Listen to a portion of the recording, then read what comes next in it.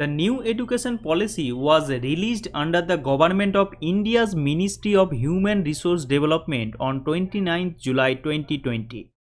With the motto of Educate, Encourage, Enlighten, this is the first education policy to be released in the last 34 years in India. The aim of the policy is to prepare the children of India with 21st century skills. The policy is founded on the three pillars of research, innovation, and quality, with the objective of developing India into a knowledge superpower. Now, in this video, we will discuss about some major reform in National Education Policy 2020.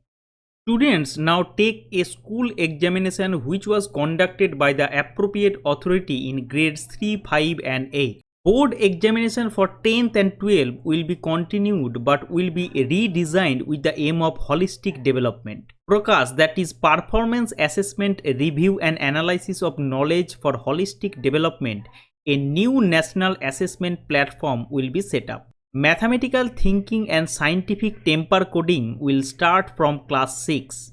Vocational education will start in school from 6th grade, which also includes internship. The 10 plus 2 structure will be replaced by 5 plus 3 plus 3 plus 4. The new system will have 12 years of schooling and 3 years of preschool or Anganwadi.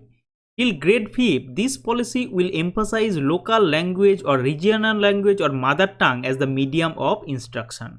At school and higher education, Sanskrit will also be included at all levels as an option for students, which includes 3 language formulas. As an option, literature of India and other classical languages will also be available. No student will be forced for any language. Higher education will receive flexibility in subjects. There will be multiple entries and exit options with appropriate certification for higher education. Undergraduate program can be of 3 or 4 years with multiple exit options with appropriate certification in this period. Like certificate will be awarded after 1 year, advanced diploma after 2 years, degree after 3 years and bachelor with research after 4 years. Academic Bank of Credit will be created in which digitally academic credit earned by students will be stored through different higher education institutes and it will be transferred and counted for final degree.